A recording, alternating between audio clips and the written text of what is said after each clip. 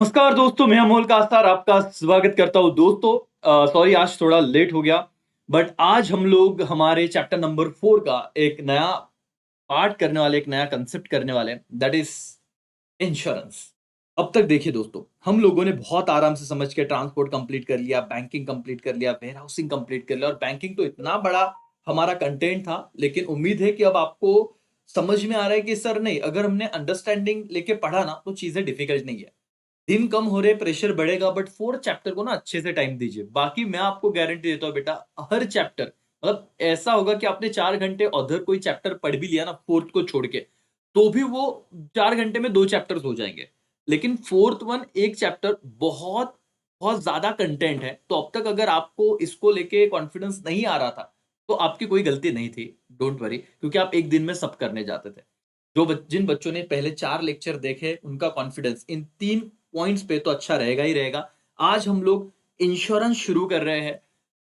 Trust me, जितना आपको समझेगा या जितना मैं पढ़ाऊंगा उतना तो आपको डेफिनेटली समझने वाला है, लेकिन आप एकदम रिलैक्स होकर बैठिए।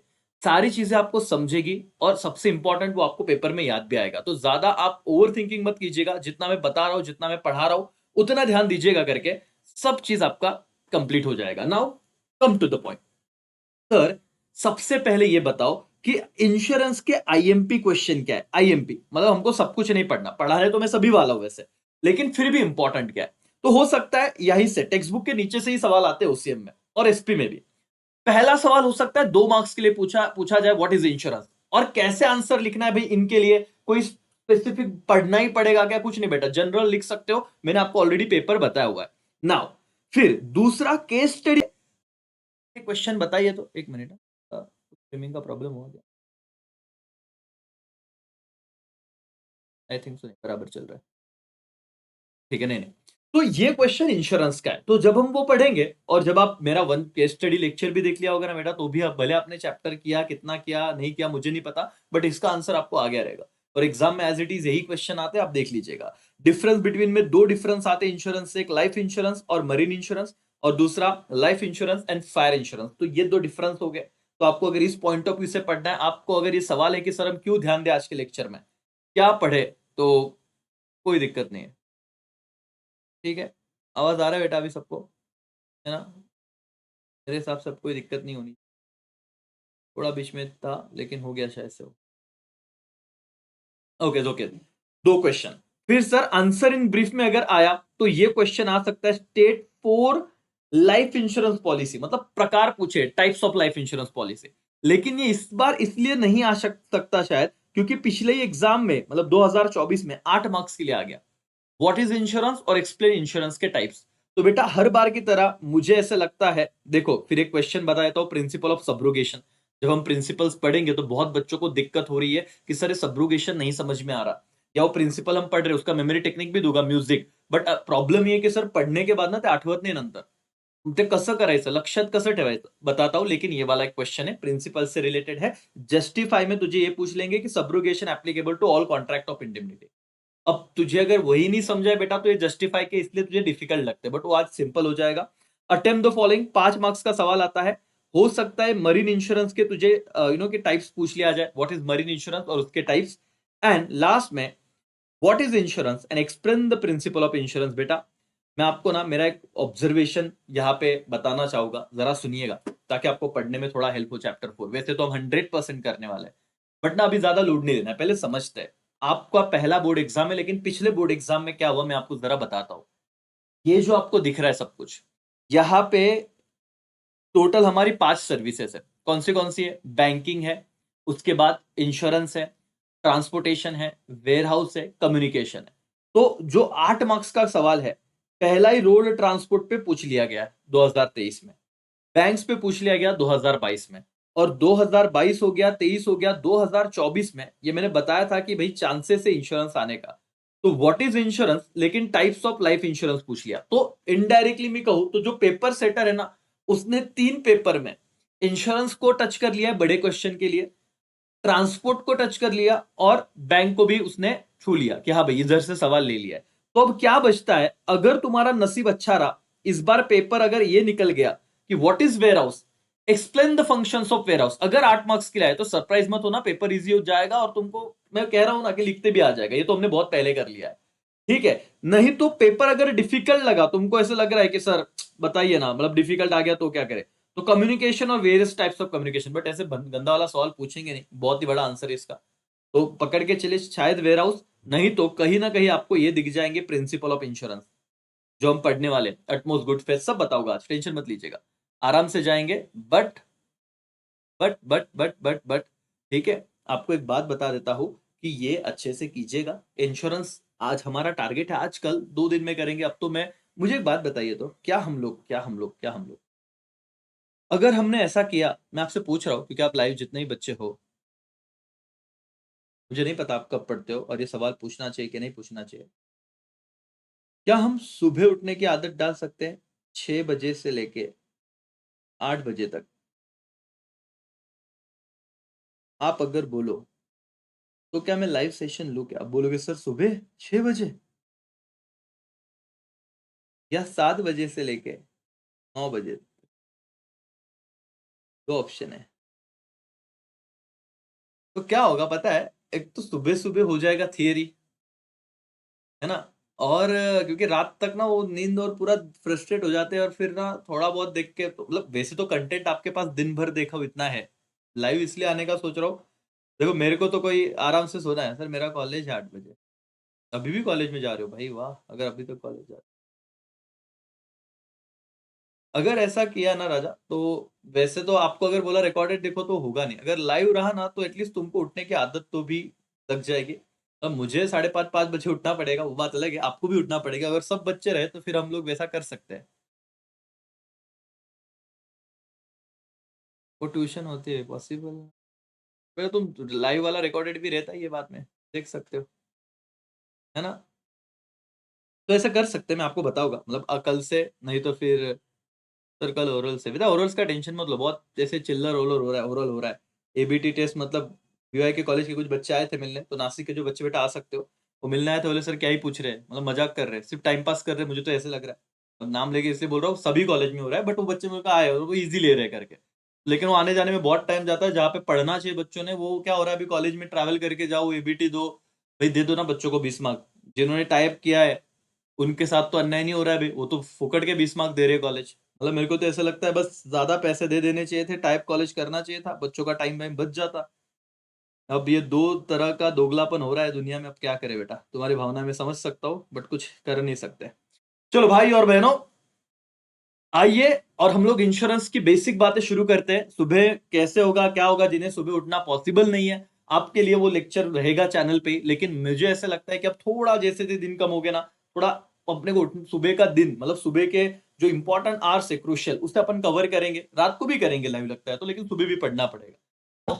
चलो भाई और बहनों, इंश्योरेंस शुरू करते हैं। बहुत बार इंश्योरेंस का जब हम आंसर लिखते हैं ना सर, ये दो शब्द बार बार रिपीट होते हैं, और मैं पहले मीनिंग वाला पार्ट बता दूंगा, यहाँ पे डायरेक्ट कोई क्वेश्चन नहीं आने वाला, समझिएगा।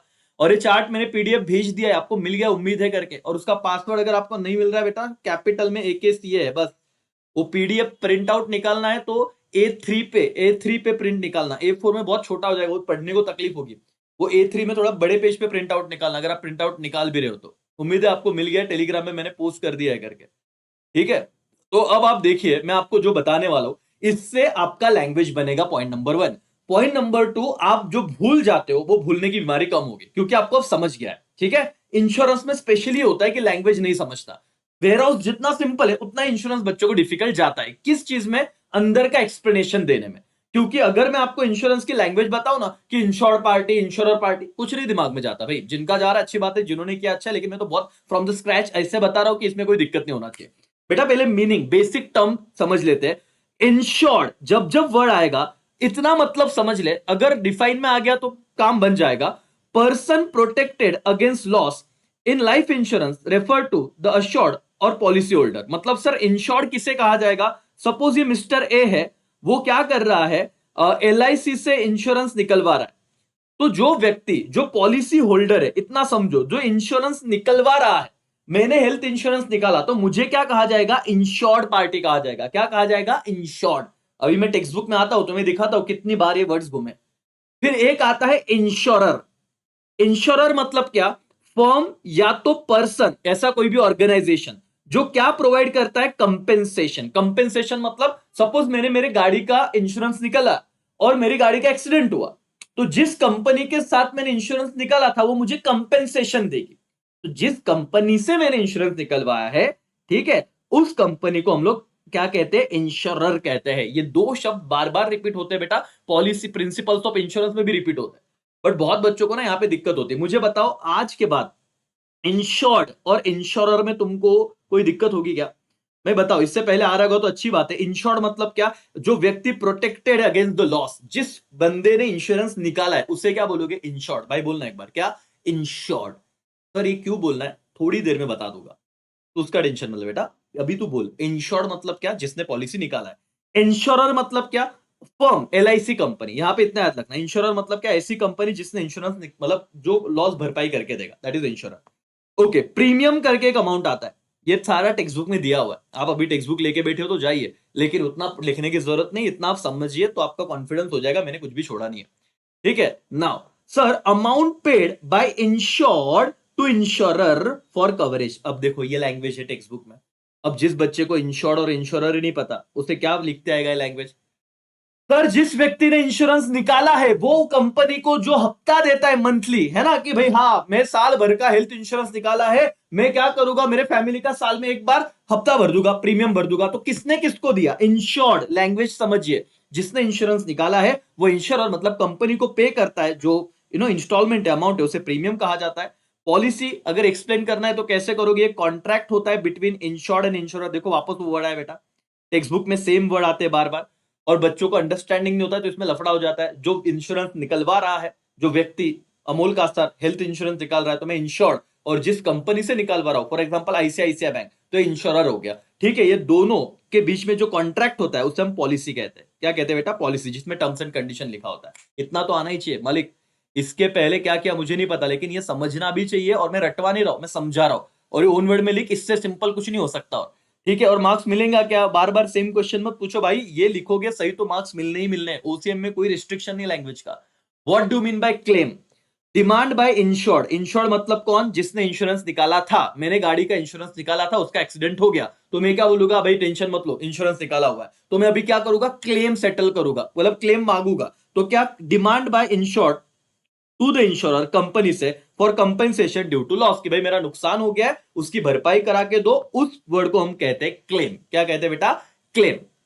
Proposal, return request bye insured for issuance of insurance policy. मतलब मुझे अगर टर्म इंश्योरेंस निकालना है, मैं अभी सिखाऊंगा सारी बातें बेटा, 2 करोड़ का टर्म इंश्योरेंस निकालना है, तो मैं रिक्वेस्ट करूंगा कि भाई आप मुझे ना 2 करोड़ का पॉलिसी दीजिए, मतलब मेरे जाने के बाद घर वालों को उतना पैसा मिलना चाहिए। प्रपोजल हो गया। सब्जेक्ट मैटर, ये वर्ड आता है, ठीक है। सब्जेक्ट मैटर मतलब the entity, life, property, cargo that is insured under the policy. ये वर्ड बहुत बच्चों को नहीं आता राजा, और ये टेक्स्ट बुक में हजारों बार पढ़ते हैं हम लोग। और ये कहां पे पता है? प्रिंसिपल ऑफ इंश्योरेंस में भी ये शब्द है।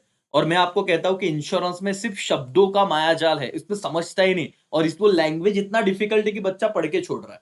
अब मैं सब्जेक्ट मैटर के बारे में बताता हूं। ये एक व्यक्ति है राजा, ध्यान से सुना। ये एक पर्सन है जिसने क्या किया, उसके गाड़ी का इंश्योरेंस निकाला। तो सब्जेक्ट मैटर क्या हो गया? उसकी गाड़ी।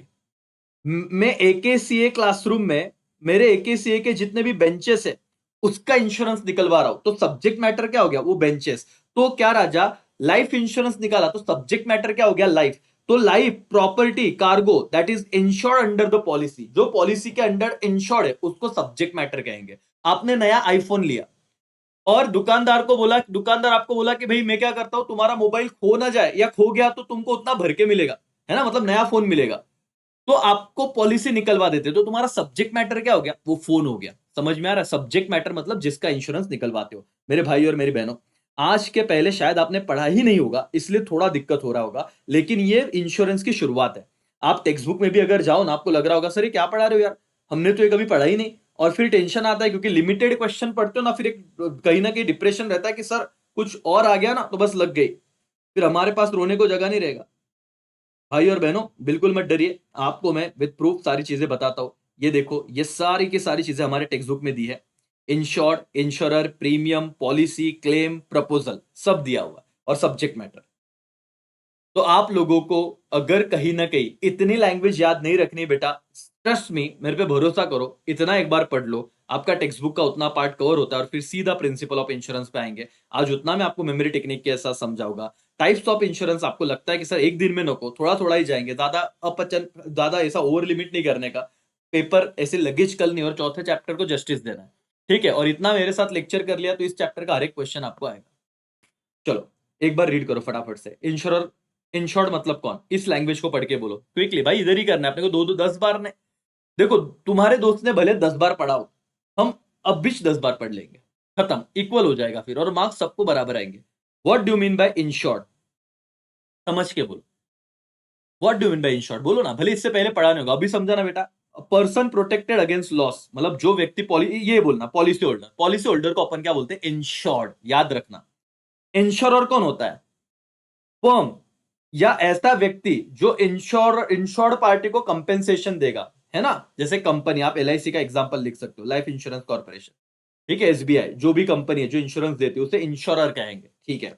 प्रीमियम कौन किसे देता है बोलो, वन वर्ड आ सकता है, मतलब पॉलिसी होल्डर। पॉलिसी होल्डर को क्या बोलते हैं बेटा, इंश्योर्ड। जो कंपनी को पे करता है मंथली ईयरली जो भी है, जो अमाउंट पे करता है उसे प्रीमियम कहते हैं। समझ में आ गया क्या, amount paid by insured to insurer for the coverage, जो आपने इंश्योरेंस निकाला हुआ। ये लर्न हो रहा है क्या, देखो तो इतना लिख सर, अब तो कंफ्यूजन में मत हो सर, टेक्स्ट बुक से अभ्यास करूंगा, अब तक पढ़ा था ना मेरे बेटा। बोलिए सुनो राजा, क्या हुआ, कॉन्फिडेंस आ रहा था कि नहीं, अभी तुमको समझ में आ रहा है तो लिखते भी आएगा कि नहीं, तू होशियार है, बस समझ ले। डन हो गया प्रीमियम। अच्छा व्हाट इज पॉलिसी, एकदम सिंपल बता, पॉलिसी मतलब क्या। ये कहीं ना कहीं ऑब्जेक्टिव में आ सकता है, बाकी किधर नहीं आएगा। या फिर ऐसे पूछूंगा वन वर्ड के लिए, contract between insured and insurer. Insured मतलब कौन, पॉलिसी होल्डर और कंपनी, इसके बीच में जो कॉन्ट्रैक्ट कॉन्ट्रैक्ट होता है जिसमें टर्म्स एंड कंडीशन हो, उसको क्या कहते हैं बोलो तो वन वर्ड में उसे पॉलिसी कहते हैं। क्या कहते हैं, पॉलिसी, बस one time reading, that's all, that tension मत लो। फिर क्लेम क्या होता है, क्लेम, क्लेम ये होता है सर जब इंश्योर्ड, जिसने पॉलिसी होल्डर है, उसने जो इंश्योरेंस निकाला था, फॉर एग्जांपल एक्सीडेंटल, कि गाड़ी अगर ठुक गई तो फिर उसके स्पेयर पार्ट वो कंपनी भर के देगी। तो अगर गाड़ी का सच में एक्सीडेंट हो गया तो क्या करेगा, डिमांड करेगा इंश्योर, किससे, इंश्योरर से, फॉर कंपेंसेशन, मतलब नुकसान की भरपाई का, उसे क्या कहा जाएगा, क्लेम। समझ में आ रहा राजा, यस। प्रपोजल क्या, return request, insured policy holder करता है, मुझे इंश्योरेंस दे दीजिए, प्रपोजल हो गया। सब्जेक्ट मैटर क्या है राजा, जिस चीज का आपने इंश्योरेंस निकाला है उसे सब्जेक्ट मैटर कहते हैं। लाइफ इंश्योरेंस में लाइफ है, फायर इंश्योरेंस में प्रॉपर्टी है, और मरीन इंश्योरेंस पे कार्गो या शिप है। That's all, that's all sir. ये डन क्या, बेसिक टर्म डन क्या, तो आप टेक्स्ट बुक में आइए और आपने सब कुछ कर लिया है, आपने सब कुछ कर लिया है। आज से पहले आप पढ़ रहे थे कि नहीं मुझे नहीं पता, बट आपको अभी ये इतना समझना पड़ेगा कि सर हो गया। भाई और बहनों, अब हमारे प्रिंसिपल ऑफ इंश्योरेंस पे जिस सबसे इंपॉर्टेंट पॉइंट है, यहां पे एक जस्टिफाई वाला पॉइंट आया, देखो मैं आपको बता देता हूं, आईएमपी करना, ये वाला आईएमपी, इस पे पॉइंट आया, देखो मैं आपको बता देता हूं, आईएमपी करना, ये वाला आईएमपी। इस पे हमारे टेक्स्ट बुक में नीचे एक सवाल है, जस्टिफाई। ये सवाल 8 मार्क्स के लिए फ्रेम है अपने टेक्स्ट बुक में, कि what do mean by insurance and explain the principles of insurance. लेकिन लास्ट बोर्ड एग्जाम में प्रिंसिपल नहीं पूछे, उन्होंने लाइफ इंश्योरेंस पूछा। तो हो सकता है इस बार अगर आपको 5 मार्क्स का क्वेश्चन आता है, पता है ना, वो 4 और 5 मार्क्स, आंसर इन ब्रीफ और आंसर द फॉलोइंग, 4 मार्क्स के लिए आंसर इन ब्रीफ और 5 मार्क्स के लिए आंसर द फॉलोइंग, अगर वो पूछ ले, तो वो पूछ ले एक्सप्लेन एनी 4 या explain any 5 principles of insurance, तो लग सकती है बेटा, इसलिए ध्यान दे, आराम से सब समझा दूंगा। सर एज इट इज रटना है क्या, कोई रटने की जरूरत नहीं, और मैं दोनों चीजें पढ़ाऊंगा। हमारा टारगेट भागना नहीं है, ठीक है, किधर जाओगे, आज पूरा उसी पढ़ लोगे, करेगा क्या भाई, एक दिन छुट्टी है मराठी वालों को, हिंदी वालों को 2 दिन छुट्टी है, तब क्या करेगा राजा, ये अभी 10 दिन क्या करना है, आराम से जा, कोई घाई नहीं करना है, कोई पैनिक नहीं होना है। डन, रिलैक्स है सब लोग। क्वेश्चन बार बार समझो, कुछ बच्चों के ऐसे डाउट है, सर हम ना क्वेश्चन कर ले पर आंसर करते, पर क्वेश्चन में इसका आंसर उसको और उसका आंसर इसको चला जाता है, ऐसे क्यों हो रहा है, बहुत स्पीड से पढ़ रहे हो। रिलैक्स, सही ढंग से पढ़ो राजा, कुछ देर ने अभी भी हो सकता है, मैं बता रहा हूं, पैनिक होके बिगाड़ो मत चीजों को। समझ में आ रहा है क्या राजा, यस भाई और बहनों। अब सवाल हमारे सामने आ रहा है, प्रिंसिपल्स ऑफ इंश्योरेंस, 2 बार मुझे बताओ क्या सवाल है, principles of insurance, once again क्या राजा, प्रिंसिपल्स ऑफ इंश्योरेंस। इसका मेमोरी टेक्निक हर बार की तरह हर टीचर का एक सिंपल ही बन जाता है, हर बच्चा ये कहता है सर म्यूजिक, और इससे एम से आपका बनता है principle of mitigation of loss, you से तुम्हारा अटमोस्ट गुड फेथ बनता है, सब बताऊंगा मैं, ठीक है। आई से इंश्योरेबल इंटरेस्ट होता है, फिर आई से इंडेमनिटी होता है, आई स्क्वायर था, ठीक है। फिर एस से सब्रोगेशन होता है। अब ये बोलना बहुत सिंपल है और बहुत बच्चे ना मेमोरी टेक्निक से एडर कर लेते हैं, अंदर का पता नहीं सर। आज हम सारी चीजें करेंगे, ओके। ओवर थिंकिंग नहीं। जब ओसी पढ़ रहे हो आगे का मत सोचो, ये मत सोचो कि अरे ये कर लेता हूं वो कर नहीं, तो अब सिर्फ मेरे को टाइम दे बेटा, तेरा हो जाएगा इतना गारंटी मेरा है। और कोई नहीं, एग्जाम हमारे टेक्स्ट बुक से ही सारे क्वेश्चन आते हैं और अब जो पढ़ा रहा हूं वही आएगा, ये समझ के पढ़, पूरा समर्पण दो, बाकी चीजें मैं संभाल लूंगा। आप पे मुझे भरोसा है कि आपको आ भी जाएगा। ओके दोस्तों, पहले समझा देता हूं। आइए यहाँ पे, सर इतना लिखा तो चलेगा क्या? बार बार सेम सवाल और मेरा सेम जवाब। बेटा इतना लिखेगा मतलब ये कंसेप्ट है और तू लिखना इसके इर्द गिर्द थे, तुझे इतना भी लिख लिया तो भी मार्क्स मिलेंगे। अब सुन, principle of utmost good faith, तूने इस बार इसके पहले पढ़ा है कि नहीं? सच बोलना, सच बोलना। मैं तुमसे डायरेक्टली बात कर रहा हूं और कम्युनिकेट करो, भले आप मन में आंसर दो। अब मुझे बताओ, रट्टा छोड़, तेरे को अपने वर्ड में लिखना है। अगर तूने रट्टा मारा है तेरे को अभी भी आ जाना चाहिए था। बहुत बच्चे जिनको समझ ही नहीं आ रहा अटमोस्ट गुड फेथ में लिखना क्या है, तो आज मैं वो बताता हूं। सुन, both parties must disclose all material fact. यहां पे 3 वर्ड है हमारे टेक्स्ट बुक में, क्लियरली, कंप्लीटली और करेक्टली, ऐसे 3 वर्ड है। लेकिन अपन शॉर्ट में लिख सकते हैं कि जो भी दोनों लोग हैं। कौन से दो लोग बेटा? एक इंश्योरर और एक इंश्योर्ड। ये टेक्स्ट बुक में ऐसे शब्द है। इन दोनों पार्टी ने कॉन्ट्रैक्ट में आने से पहले डिस्क्लोज करना मतलब बताना सारी मटेरियल बातें। मटेरियल मतलब क्या? किसी का हार्ट का ऑपरेशन हुआ है और वो लाइफ इंश्योरेंस ले रहा है और कंपनी को बताया नहीं कि उसका हार्ट का सर्जरी हुआ था, ठीक है। कंपनी ने इंश्योरेंस दिया और वो बंदा मर गया और घर वाले बोल रहे हैं कि ये मर गया तो इसका 1 करोड़ का क्लेम दीजिए। अब ये बंदा तो गया और इसने पॉलिसी निकाला था और उसके सर्टिफिकेट में जो पोस्टमार्टम रिपोर्ट है उसमें समझा कि इस हार्ट अटैक की वजह से गया और इसके पहले हार्ट का ऑपरेशन हो चुका था। अब इस व्यक्ति ने ये बताया ही नहीं, किसको? इंश्योरर मतलब कंपनी को। तो अगर आप सारी बातें नहीं बताओगे, फेथ, फेथ मतलब अगर आपने ट्रस्ट किसी का तोड़ा तो आपका पॉलिसी क्या हो जाएगा बेटा? वॉइड हो जाएगा। वॉइड का मतलब इनवैलिड हो जाएगा और उसको क्लेम का पैसा मिलेगा नहीं। इसीलिए क्या कहा गया है देखिए कि बोथ पार्टीज, अपने अपने अपने अंडरस्टैंडिंग कर, तू बहुत ज्यादा लैंग्वेज के पीछे मत जा भी, समझ ले पहले। बोथ पार्टीज मस्ट, कंपल्सरी है, मे माइट नहीं बोला, must disclose all material facts clearly accurately. अगर आपने ये डिस्क्लोज करने को फेल हो गए, failure to do so can lead to non settlement of claim. अगर आपने कुछ भी नहीं बताया तो आपका क्लेम सेटल होगा नहीं। फॉर एग्जाम्पल, एक शंतनु नाम का बंदा था, उसने अनडिस्क्लोज किया heart surgery. As a result जब वो मर गया तो उसका जो क्लेम था वो डिनाई हो गया, मतलब मिला नहीं। बस इतना पहले समझ ले, फिर हमारे टेक्स्ट बुक में भी जाते हैं। ए राजा, समझ में आ रहा है क्या? कितना सिंपल है। What is principal of utmost good faith? रट्टा मत मार, utmost good faith, faith trust. तो ये कहा है दोनों पार्टी ने मटेरियल फैक्ट को मस्ट बी डिस्क्लोज। डिस्क्लोज मतलब बताना एक दूसरे को, क्लियरली, कंप्लीटली, करेक्टली, ये तीनों वर्ड आते हैं हमारे टेक्स्ट बुक में। अगर आपने बताया नहीं तो आपका क्लेम डिनाई हो जाएगा। इतना लिखो और एग्जाम्पल लिखो। सर हमारे टेक्स्ट बुक में क्या दिया है? इतना बड़ा पॉइंट है। मेरे भाई और बहनों, आपने कितनी बार पढ़ा था? 1000 बार पढ़ा रहेगा, लेकिन जब कोई पूछ रहा है तो बताते नहीं आ रहा तो पेपर में कैसे लिखते आएगा? मैं रटने की बात नहीं कर रहा हूं, मैं सीधी सीधी बात कर रहा हूं कि तुम समझो। अटमोस्ट गुड फेथ में क्या लिखा है देखो, in types of insurance contract both the parties must have utmost good faith toward each other. Insurer and insured, समझ में आ रहा है ना अभी दोनों नाम? Yes, must disclose all material fact clearly, completely, correctly. The insured must provide complete, clear, correct information about the subject matter. क्या लिखने की जरूरत है इतना? तुम पढ़ रहे हो, अच्छी बात है, पढ़ने को मजा आता है, बट तब दर्द होता है जब याद नहीं आता, फ्रस्ट्रेशन होता है जब रिकॉल नहीं होता, और फिर इसके चक्कर में कंसेप्ट भी नहीं समझता। समझ में आ रहा है क्या राजा? ओके, तो इतना लिखना है तो लिखिए, कोई दिक्कत नहीं। इन्होंने घुमा फिरा के लिखा है कि इंश्योर्ड ने ये सारी बातें बतानी है। सब्जेक्ट मैटर मतलब जिसके बारे में इंश्योरेंस निकलवा रहे हो, ठीक है। सिमिलरली इंश्योरर ने भी सारी रिलेवेंट इंफॉर्मेशन प्रोवाइड करनी है। फेलियर, अगर फेल हो गए, कंप्लीट, करेक्ट एंड क्या, क्लियर इंफॉर्मेशन, तो आपका वो क्या होगा? नॉन सेटलमेंट ऑफ क्लेम होगा। और यही चीज तो हमने बोली वहां पे, ओन लैंग्वेज में बोली, सिंपल लैंग्वेज में लिखा है, मार्क्स मिलेंगे। और शांतनु का एग्जांपल दिया। अब तुम कुछ बच्चे कैसे पढ़ रहे पता है? ये एज इट इज लाइन रट रहे। Shantanu provide information regarding heart surgery at the time of taking policy after death. अरे भाई क्यों ढोकलेगिरी कर रहा है? मैं क्लियर बोल रहा हूं क्योंकि मुझे पता है बहुत बच्चे बहुत गलत तरीके से पढ़ रहे हैं और मेरा टाइम पास हो गया ये बताने में, बट फिर भी ट्रस्ट नहीं आता बच्चों को। बोले सर काय पण सांगता मार्क भेटेल का? बेटा तू एवढंच लिहिणार आहे पेपर मध्ये।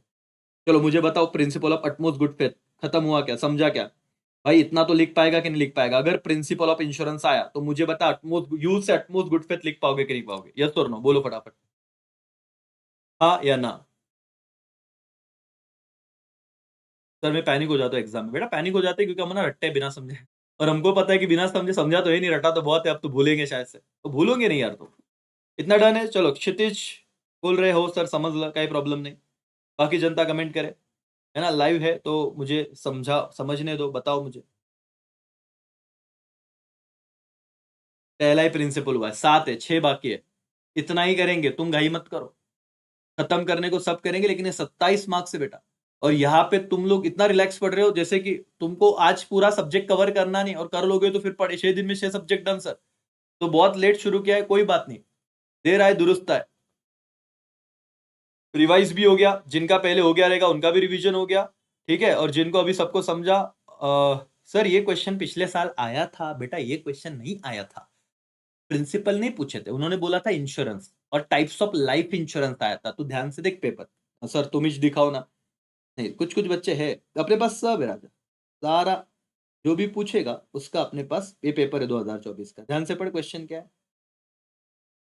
नहीं अभी एक बच्चे ने पूछा तो सबके मन में सवाल हो सकता है, टाइप्स ऑफ लाइफ इंश्योरेंस।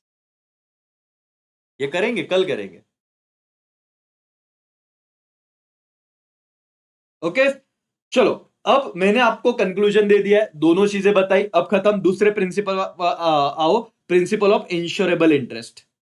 पहले भी पढ़ा था, पहली बार नहीं पढ़ रहे हो, बहुत बार पढ़ा रहेगा। What do mean by insurable interest?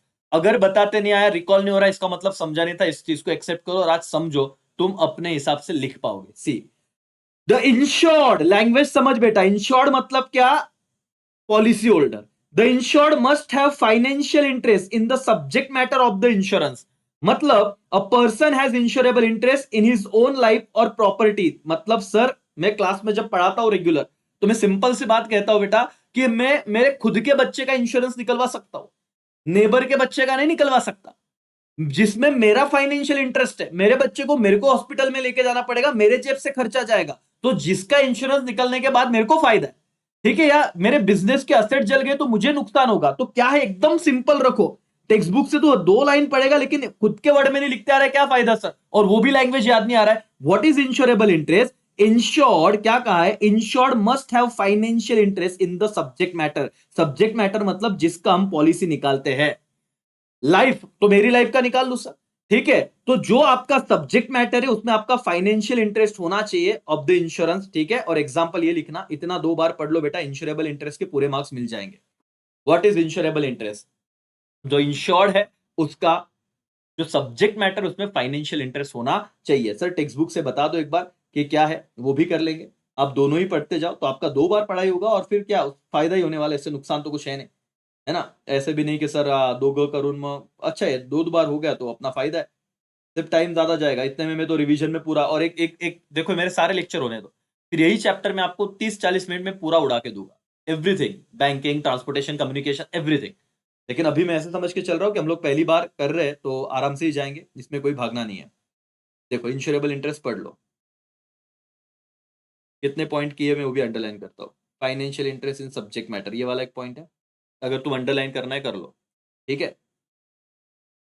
वापस वही घुमा फिरा के बोला, insured must have insurable interest in subject matter of insurance. घुमा फिरा के बोला है, घुमा फिरा के वही बोला है, फाइनेंशियल बेनिफिट। अगर वो चीज नहीं रही तो उसको लॉस में डाल देंगे, तो हम क्या कर रहे हैं, वो होने से उसका फायदा करा रहे हैं। अब इतना तो लिख तो भी पाएगा क्या भाई, कितने लाइन लग जाएंगे, और उसके इंश्योरेबल इंटरेस्ट भी दिमाग में नहीं जा रहा है। और example, person has insurable interest in own life, तो एग्जाम्पल है, तो मैं तुझे क्या बोल रहा हूँ, इतना लिखना बेटा, इसमें तेरा मीनिंग भी आ गया, एग्जाम्पल भी आ गया। तो अब जो बच्चे मुझे लाइव देख रहे हैं, इंश्योरेबल इंटरेस्ट का तुम्हें प्रॉब्लम नहीं होना चाहिए, अब भी मेरे सामने इतना पढ़ लो, इंश्योर्ड का फाइनेंशियल इंटरेस्ट होना चाहिए सब्जेक्ट मैटर में, और एग्जांपल लिख दो, person has insurable interest in his own life और प्रॉपर्टी, बस आपके मार्क्स बन गए। सर फ्लोर चार्ट से लिखा तो मार्क्स मिलेगा क्या? मेरे टेक्स्ट बुक से लिख दिखते आ रहा है क्या एज इट इज? बोलना। सर वो भी नहीं आ रहा है, याद नहीं आ रहा है, फिर फ्रस्ट्रेशन हो रहा, तो फ्लो चार्ट में मैं और क्या दे रहा हूँ? और ये क्या ऐसे अजीबो गरीब है क्या, गाने लिख रहे पिक्चर के? नहीं, ये तो वही तो बच्चे लिखते हैं। और मैंने पेपर, अच्छा ये दोनों मेरे मेरे चीज को ना, मैं जो बता रहा हूं तो मैं ऐसे नहीं बोलूंगा कि मेरा मानो। मैंने आपको टॉपर का पेपर दिखाया है अभी भी अपने चैनल पे लाइव पेपर प्रेजेंटेशन में, 100 में से 100 अपने एक से एक स्टूडेंट अभी लिखा था लेक्चर, उनका पेपर देख लो और तुम्हें खुद आंसर मिल जाए। नहीं तो एक काम करो, तीसरा सजेशन, रैंडमली पेपर लो, तुमने रट्टा मारा है ना, लिख के देखो और खुद का आंसर टेक्स्ट बुक से मैच करो, और फिर देखो कि अपन तो इससे भी गया गुजरा लिख रहे, तो बेटर है जो अच्छा है लिमिटेड है वो पढ़ के 2 बार पढ़ और लिख ले। सर पीडीएफ दे दो बेटा, टेलीग्राम पे ऑलरेडी डाल चुका हूं मैं ये पीडीएफ। चलो भाई और बहनों, 2 प्रिंसिपल हो गए। अटमोस्ट गुड फेथ, रट्टा नहीं, मेरे को याद करना है। अटमोस्ट गुड फेथ मतलब सारे मटेरियल फैक्ट दोनों पार्टी ने क्लियरली कंप्लीटली करेक्टली बताने के, डिस्क्लोज करने के।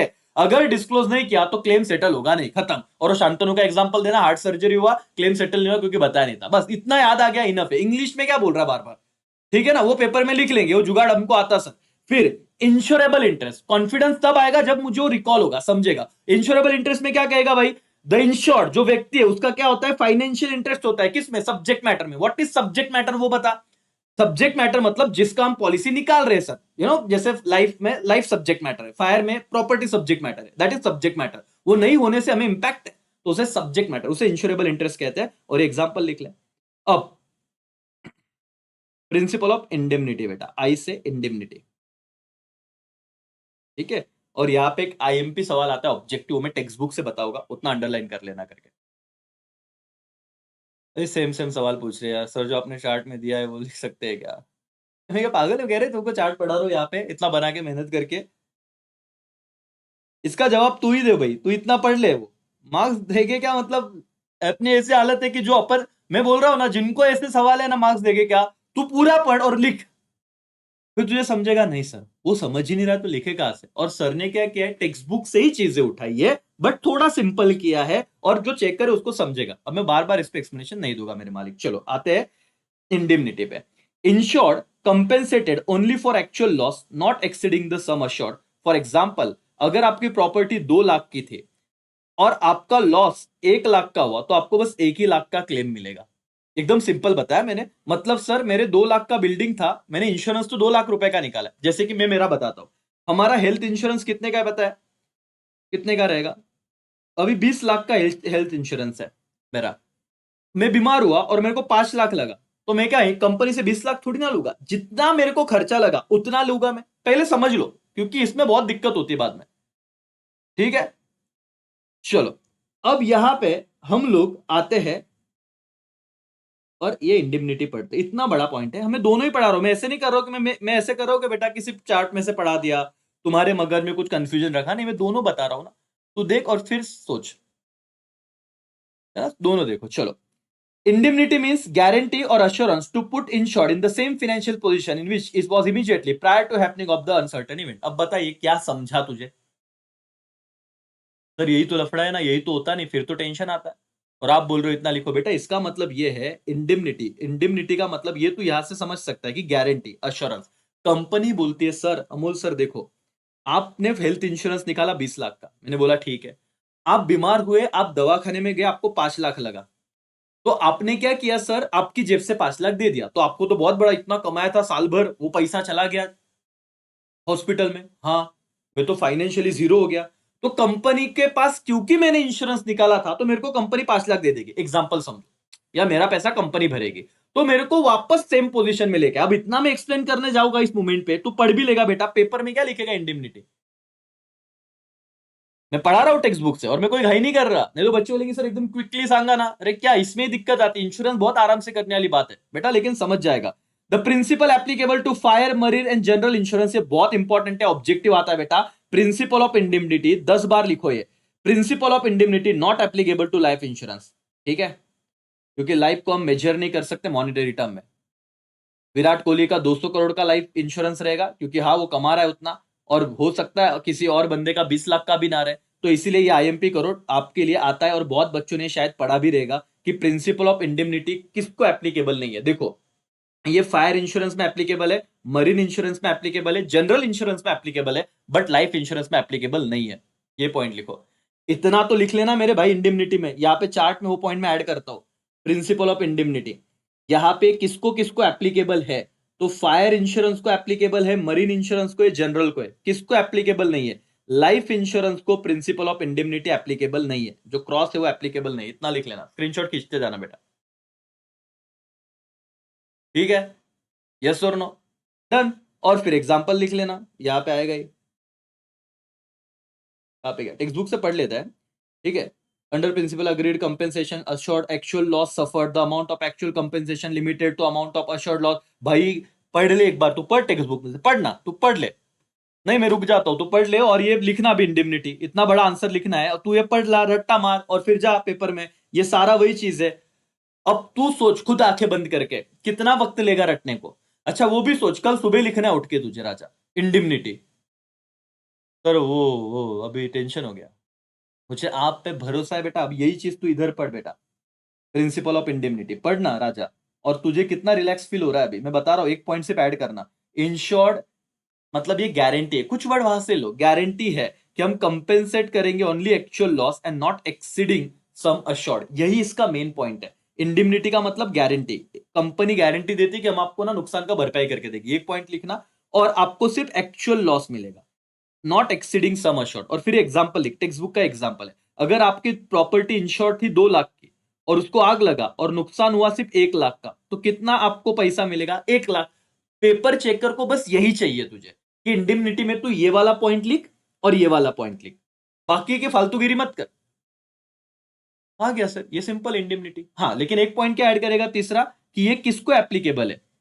देखो फायर इंश्योरेंस को ये एप्लीकेबल है, मरीन इंश्योरेंस को एप्लीकेबल है, जनरल इंश्योरेंस को एप्लीकेबल है, principle of indemnity life insurance को एप्लीकेबल नहीं है, ये एक पॉइंट ऐड कर दे, खत्म।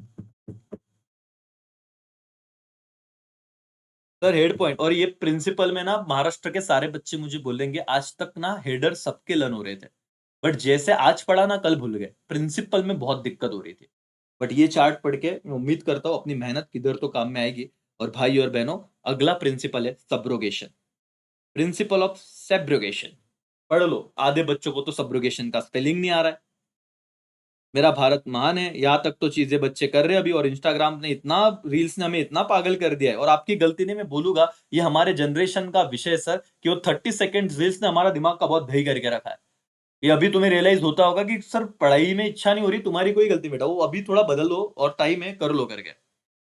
सब्रोगेशन पढ़ो, मैं आपको बताता हूं, टेंशन मत लो। After compensation the insurer takes ownership of the damage property and the right to sell और स्क्रैप इट। इतना इसका मतलब है। अच्छे अच्छे बहादूर हुशार बच्चे बोलते सर आता हे लिहिताच नाही आलं सब्रोगेशन, पहिले ते याचं स्पेलिंगच नाही आठवला, काय ते गेशन आहे काय माहिती, मैं बताता हूं समझाता हूं सुन। और इधर ना एक एग्जाम्पल बहुत सुंदर दिया है, एक बंदे का गाड़ी चोरी हो जाता है, stolen vehicle recover by the police. Insurer में याद रखो, इंश्योरर मतलब क्या बेटा? कंपनी। हाँ इंश्योरर वर्ड आए तो याद रखना कि किसकी बात हो रही है, कंपनी की बात हो रही है। Insurer take ownership of post compensation. देखो सिंपल बताता हूं, गाड़ी चोरी हुई, बंदा गया किधर, पुलिस स्टेशन में कंप्लेंट लिखाया, कंपनी ने, गाड़ी तो चोरी हुई तो पैसा दे दिया, ठीक है, बाद में वो गाड़ी मिला, तो गाड़ी किसका? एग्जाम्पल समझो, ये सब्रुगेशन में एक एग्जाम्पल बताता हूं, उससे याद रखना। मिस्टर ए की गाड़ी थी, ठीक है, वो गाड़ी चोरी हो गई, ये वाली गाड़ी थी, चोरी हो गई, पीछे दिख रहा है ना, मैं देख लेता हूँ, हाँ सर, गाड़ी चोरी हो गया। अब जो इंश्योरेंस कंपनी था उसने इस गाड़ी के पैसे ए को दे दिए, पैसा दे दिया पूरा। बाद में पुलिस अंकल ने ये गाड़ी ढूंढ ली, अब ये गाड़ी का ओनरशिप किसके पास जाएगा? ए के पास जाएगा कि कंपनी के पास जाएगा? बोलो तो। अगर ए के पास जाएगा तो ए को तो डबल फायदा हो गया, पैसा भी मिला और दूसरी गाड़ी भी मिल गई। लॉजिकली इसका ओनरशिप किसके पास जाना चाहिए? मैं टेक्स्ट बुक में भी आऊंगा सब्रोगेशन, और आज के बाद ये लेक्चर जिन्होंने देखा है ना बेटा, प्रिंसिपल्स ऑफ इंश्योरेंस में दर्द नहीं होना चाहिए, आपको ये कॉन्फिडेंस होना चाहिए कि सर लड़ लेंगे अब वहां पे जाके, बताओ ओनरशिप किसके पास रहेगी? कमेंट करो। सर प्रश्न नाही समजला, परत एकदा सांगता का बेटा? सोपं आहे, ओके. कोणी एका व्यक्तीची गाडी चोरी झाली, त्या गाडीचा क्लेम होता, तर त्या व्यक्तीने कंपनीकडनं पैसे घेऊन टाकले, नंतर पोलिसांना ती गाडी भेटली, तर गाडी कोणाकडे जाणार? कंपनीकडे का त्या व्यक्तीकडे ज्याने इंश्योरेंस काढला होता? कंपनी। तो बोल क्या रही है लोग, एग्जाम्पल में क्या बोल रहे? सब्रोगेशन मतलब क्या? आफ्टर कंपेन्सेशन, जर तुम्ही नुकसानची भरपाई दिली, कोणी दिली? कंपनीने, म्हणून आलं द इन्शुरर म्हणजे company takes the ownership of the damage property, एक बार आपको नुकसान की भरपाई की तो वो कंपनी, जो डैमेज प्रॉपर्टी थी, स्टोलन प्रॉपर्टी, उसका ओनरशिप किसको मिलेगा? कंपनी को, अगर उसका कोई वैल्यू है तो।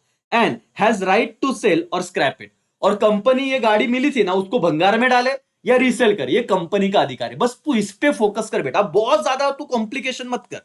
सब्रोगेशन मतलब क्या? वापस एक बार बोल रहा हूं, एक बार आफ्टर पेइंग कंपेंसेशन, कंपनी ने कंपेंसेशन दिया, तो ये जो इंश्योरर है मतलब कंपनी है, वो ओनरशिप जो डैमेज प्रॉपर्टी का है वो कंपनी के पास आता है। और उसके बाद कंपनी चाहे तो उसे सेल करे या स्क्रैप मतलब भंगार में बेच दे। और ये एग्जांपल है, इतना तो भी सब्रोगेशन में लिखना है। सब्रोगेशन तो समझ रहा है क्या? यस, आओ टेक्स्ट बुक में, नहीं तो इतना लिखना पड़ रहा था सर। ठीक है। This principle is applicable to all contract of indemnity. As per this principle, after insured is compensated for loss due to damage of property, insured the rights of ownership of such a property pass to insurer. अब इतना घुमा फिरा के वही बोल रहे हैं, एक बार कंपनी ने कंपेंसेशन दिया तो ओनरशिप किसके पास जाती है? कंपनी के पास। लेकिन यहां पे क्या वर्ड है? इंश्योरर। अब मेरे भाई और मेरे प्यारी प्यारी बहनों को इसका ही मतलब नहीं समझ में आ रहा था, इंश्योर्ड का है यानी इंश्योरर क्या। अब समझ में आ रहा है क्या? Yes. This principle is applicable only when the damage property value after the event of causing damage. Yes sir, मतलब तभी एप्लीकेबल होगा अगर उसका कोई वैल्यू है तो, कुछ बचा है तो। और एग्जांपल देखिए, stolen two wheeler, vehicle stolen and subsequently mister A ने कंप्लेंट फाइल किया लोकल पुलिस स्टेशन में। अब इतना डिटेल में लिखने का नहीं, ओन लैंग्वेज में लिखा तो चलता है, ये रटते बैठने का नहीं बेटा। समझ में आ रहा है क्या? यस और no? Upon receiving report from police, insurance company ने उसको कंपेंसेशन कर दिया, मिस्टर ए को फुल्ली पैसा दे दिया for the loss of vehicle. Later on stolen vehicle was recovered by the police, बाद में पुलिस को व्हीकल मिला। In this situation owner of the vehicle does not have any claim over the vehicle as he already subrogated. Subrogated मतलब क्या? उसको already पैसा दे चुके थे, उसको ऑलरेडी पैसा दे चुके थे, इसलिए उसके पास वो गाड़ी के मेन रियल ओनर जो था पहले वाला, उसको नहीं जाएगा। ठीक है। तो क्या? Transfer of ownership right of vehicle to insurer, insurer मतलब कंपनी, इसे प्रिंसिपल ऑफ सब्रोगेशन कहते हैं। कंपनी चाहे तो उससे सेल करे या स्क्रैप में डाले। और बस ये भाई साहब आपने यहां पे पढ़ा था। सब्रोगेशन एक बार पढ़ लो मेरे दोस्तों, महाराष्ट्र बोर्ड के सारे बच्चों। मैं आपको कह रहा हूं कि आपके एग्जाम के एंड तक हम आपके साथ हैं, आप डरिए मत। आप ऐसे मत समझिएगा कि सर एग्जाम में हम अकेले, हमको डर लग रहा है, हमारा क्या होगा। आपका भाई आपके साथ है। ठीक है। मतलब तुम्हारा पेपर रहेगा 15 को। अब जिनका मराठी है बेटा उन्हें डील करना है, लेकिन अपन तुरंत ही, जैसे हिंदी का पेपर होगा या जो भी है, मैं आपको साथ आऊंगा। लेकिन अभी रिक्वेस्ट है, हाथ जोड़ के 4th चैप्टर को अभी टाइम दे दे भाई। 27 मार्क का जब तेरे को 80 में से आएगा ना, तेरा दिल खुश हो जाएगा कि सर लिखते आ रहा है। ठीक है। और कुछ भी दिक्कत नहीं है।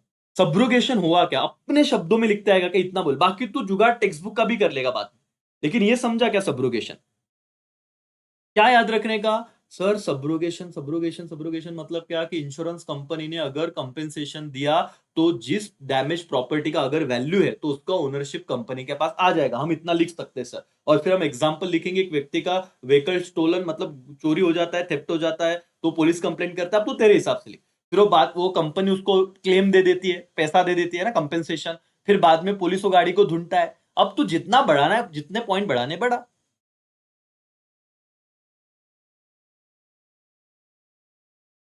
Done done done done, 4 point हो गए बेटा। अभी बचे कितने पॉइंट है? सिर्फ 3 3 3 3 3। वाह। फिर वो म्यूजिक वाला मेमोरी टेक्निक और खत्म। और फिर रिवीजन करोगा। लगता है टाइप्स, ये इतना चार्ट है अपना। हमने बैंकिंग वाला इतना बड़ा चार्ट किया है बॉस 2 दिन में। लेकिन 2 दिन लगे, एक दिन में मत खाओ। ये तो किस झाड़ की पत्ती है सर, हो जाएगा। चलो मेरे को पहले 4 बताओ। मैं, मेरा काम ऐसा है भाई, प्रिंसिपल ऑफ इंश्योरेंस, एवरीबॉडी जो बच्चे अभी अभी थे, चलो प्रिंसिपल ऑफ इंश्योरेंस का पहला प्रिंसिपल क्या था? Utmost good faith. भाई रिकॉल करना है, रट्टा नहीं मारना, रिकॉल। अटमोस्ट गुड फेथ, दोनों पार्टी ने सारी इंफॉर्मेशन, जो फैक्चुअल इंफॉर्मेशन है, जो मटेरियल इंफॉर्मेशन, ये वर्ड लिखना करेक्टली, बोलते ना कि कंप्लीटली क्लियरली बतानी है। अगर किसी ने भी डिस्क्लोज नहीं किया, अनडिस्क्लोज किया, तो फिर आपका क्लेम डिनाई हो जाएगा, खत्म। और वो शांतनु का एग्जांपल। इंश्योरेबल इंटरेस्ट मतलब क्या? जो इंश्योर्ड है, इंश्योर्ड मतलब जो party, policy holder, must have financial interest in subject matter. जिस चीज का इंश्योरेंस निकाल रहा है उसमें फाइनेंशियल इंटरेस्ट होना चाहिए। आप इंश्योरेबल इंटरेस्ट से आपकी खुद के लाइफ में और आपकी खुद के प्रॉपर्टी में, साइड वाले की प्रॉपर्टी का इंश्योरेंस आपने निकलवा सकते हैं। ठीक है, रिकॉल हुआ सर, ऐसे एग्जाम के पहले करना है। पेपर में जाने से पहले हाँ सर इतना तो लिखेंगे, पेपर में जाने से पहले ढोकले तू पूरा टेक्स्ट बुक थोड़ी ना पड़ेगा। और ये कॉन्फिडेंस आना चाहिए सर, इतना आ गया ना बस, अभी तो हम फाड़ के आएंगे सर, हमको पता है कि क्या है। इंडिमनिटी क्या, इंडिमनिटी यहां पे क्या है, insured compensated only for actual loss not exceeding sum assured. Example लिखो कि अगर आपने 2 लाख का इंश्योरेंस लिया है लेकिन लॉस 1 लाख का हुआ तो आपको 1 ही लाख मिलेगा, ये प्रिंसिपल ऑफ इंडिमनिटी बोलता है। और तीसरा पॉइंट लिखना जो यहां पे लिखना रह गया, फायर इंश्योरेंस को एप्लीकेबल है, मरीन को है, जनरल इंश्योरेंस को है, लेकिन लेकिन लेकिन प्रिंसिपल ऑफ इंडिमनिटी लाइफ इंश्योरेंस को एप्लीकेबल होता नहीं है, वह सर। और सब्रोगेशन, सब्रोगेशन में क्या था कि अगर कंपनी ने इंश्योर्ड को पैसा दे दिया, कंपेंसेशन दे दिया, तो वो जो प्रॉपर्टी, डैमेज प्रॉपर्टी, उसका ओनरशिप कंपनी के पास आ जाता, मतलब इंश्योरर के पास। तो वो उसे चाहे तो सेल करे, नहीं तो स्क्रैप में डाले। और वो एग्जांपल लिखना, 2 व्हीलर या जो भी था, व्हीकल स्टोलन, फिर पुलिस कंप्लेंट, एफआईआर, फिर कंपनी ने पैसा दिया, फिर वो व्हीकल मिला, भाई डन ना, 4 पॉइंट डन। मजाक मजाक में सर ऐसे साल भर पढ़ा रहता तो तुम बोलते सर बस पढ़ा नहीं है दिक्कत है, बाकी होशियार है हम। ओके दोस्तों, पूरा ही लेक्चर देखिएगा और आपके लिए इतना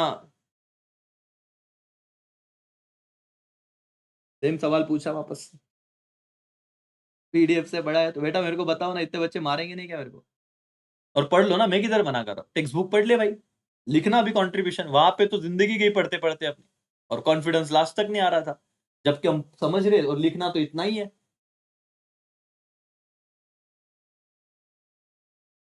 सही है बेटा, हेड पॉइंट रटो, अंदर का समझो। और तुम्हें एक बात बताता हूँ, चलो आगे का तो पढ़ा ही रहो। तुमने कभी प्रीलिम्स एग्जाम दिया क्या? और प्रीलिम्स दिया तो तुमको पता था पढ़ाई हुई नहीं। कोई भी अगर तुमने सीरियस वाला एग्जाम दिया रहेगा ना, तो अल्टीमेटली याद करो तुमने लास्ट मोमेंट पे ना सिर्फ हेड पॉइंट या मेन पॉइंट और उसका कंसेप्ट समझा था। और तुम 10th तक या कोई भी एग्जाम तक इतना श्योर हो कि मुझे समझा हुआ है ना, तो पेपर में जाके अपने हिसाब से लिख लूंगा, भले रटा नहीं है। बहुत रेयर चीजें होगी जो रट्टी है, बाकी बच्चा पेपर में वही लिखता है, अल्टीमेटली रिटर्न चीजें वही होती है जो दिमाग में ना आ गई है। समझ में आ रहा है तो दिक्कत मत लो। चलो, contribution contribution contribution. If more than one policy exit, the insured can only claim for actual loss. Insurer contribute proportionately. मतलब क्या होता है बेटा कंट्रीब्यूशन में, एक व्यक्ति ने 3 कंपनी से इंश्योरेंस लेके रखा हुआ है, ठीक है, property insured by 2 companies, each pay share of the loss. अब देखो, मेरा प्रॉपर्टी 1.5 लाख रुपए का था, कितना था बेटा, 1,50,000 का। तो तो सुनो ध्यान से, 1,50,000 का कम, तो मैंने 50,000 का इंश्योरेंस ए से निकाला, 50,000 का बी कंपनी से निकाला, और 50,000 का सी कंपनी से, तीनों कंपनी से मैंने इंश्योरेंस निकाला। इक्वल है ना, 1:1:1। अब समझो, मैं बता रहा हूं, कॉन्ट्रीब्यूशन बता रहा हूं, टेक्स्ट बुक में सब समझ जाएगा, लेकिन समझो, अगर आपने एक दो मतलब दो से ज्यादा कंपनी, 2 या 2 से ज्यादा कंपनी से इंश्योरेंस निकाला हुआ है, और इस प्रॉपर्टी में आपका लॉस हो गया 30,000 का, कितने का लॉस हुआ, 30,000 का, तो मुझे बताओ हर कंपनी आपको कितना पैसा देगी? देखो, आपने 50, आपका 1.5 लाख का प्रॉपर्टी था, कितने का प्रॉपर्टी था, मैं सवाल समझो, नहीं तो मैं जवाब तो देने वाला हूं खुद। 1.5 लाख का प्रॉपर्टी था, आपने 50,000 का इंश्योरेंस एक कंपनी से निकाला, 50,000 का बी और 50,000 का सी। आपकी वो प्रॉपर्टी, तो प्रॉपर्टी एक है लेकिन कंपनी कितनी है बेटा, 3। ये कौन सा प्रिंसिपल कर रहे हैं, प्रिंसिपल ऑफ कॉन्ट्रीब्यूशन। तो मेरे बातों पे ध्यान दे, समझ में आ जाएगा, प्रिंसिपल ऑफ कॉन्ट्रीब्यूशन, समझ में क्या बोल रहा हूं। आपने एक प्रॉपर्टी का 3 कंपनी के पास इंश्योरेंस निकाला था, 50,000 50,000 50,000, आपको 30,000 रुपए का लॉस हो। मुझे बताओ, क्या एक कंपनी पूरा दे देगी और दूसरों को नहीं देना पड़ेगा, या सब कंपनी को प्रोपोर्शनेटली, क्योंकि इक्वली था तो 10-10,000 देना पड़ेगा? बताओ, ए 10,000 दे, बी 10,000 दे और सी 10,000 दे, क्या करें? Very good very good very good, yes बेटा, 50-50,000 नहीं मिलेगा, ढोक लो, 30,000 का लॉस हुआ, काय को 50,000 देंगे? एक्चुअल लॉस 30 हुआ ना, भले तूने 50,000 का निकाला था, प्रोपोर्शनेटली देखा जाएगा तो 1.5 लाख का 50-50-50 इक्वल था, तो जो भी लॉस हुआ तीनों इक्वल लेंगे, तो 10-10,000 रुपया तीनों कंपनी ने देना पड़ेगा, दैट इज कॉन्ट्रीब्यूशन। इसको क्या कहते हैं बेटा, प्रिंसिपल ऑफ कॉन्ट्रीब्यूशन। समझा क्या तेरे को concept Raja, principle of contribution. अब क्या होता है, कभी कभी कुछ लोग कहते हैं कि सर अगर एक कंपनी ने पूरा 30,000 दिया, तो क्या एक कंपनी बी और सी से 20,000 रिकवर कर सकती है क्या, 10-10,000? आंसर इज यस, ऐसा टेक्स्ट बुक में घुमा फिरा के दिया है, ऐसा खाया फिर ऐसा भी खाया, और बच्चा कंफ्यूज हो गया कंट्रीब्यूशन में। तुझे कंसेप्ट पे ध्यान देना राजा, व्हाट इज कंट्रीब्यूशन। देखो, वापस बोल रहा हूं, if more than one policy exit, the insured, insured मतलब वो व्यक्ति जिसने पॉलिसी निकाला हुआ है, can only claim for actual loss. तो भले तूने 1.5 लाख का 50,000 का तीनों से इंश्योरेंस निकाला था, बट एक्चुअल लॉस 30,000 का हुआ। ठीक है, तो इंश्योरर कॉन्ट्रीब्यूट प्रोपोर्शनेटली। तो ये जो इंश्योरर है ना कंपनी, वो प्रोपोर्शनेटली 10,000 रुपया कॉन्ट्रीब्यूट करेंगे। This is principle of contribution. क्या बेटा? Principle of contribution. ठीक है, तो proportionately insured by two companies, जो भी property insured by two companies, each pay share of the loss. तो जितना लॉस हुआ उतना वो देंगे। हमारे टेक्स्ट बुक में इसी चीज को इतना बड़ा चीज बढ़ा चढ़ा के दिया है, और टेक्स्ट बुक में गलती का भी पता है, ये 2/3 वो प्रॉपर्टी, ये एग्जाम्पल में ही बच्चों को उलझा दिया।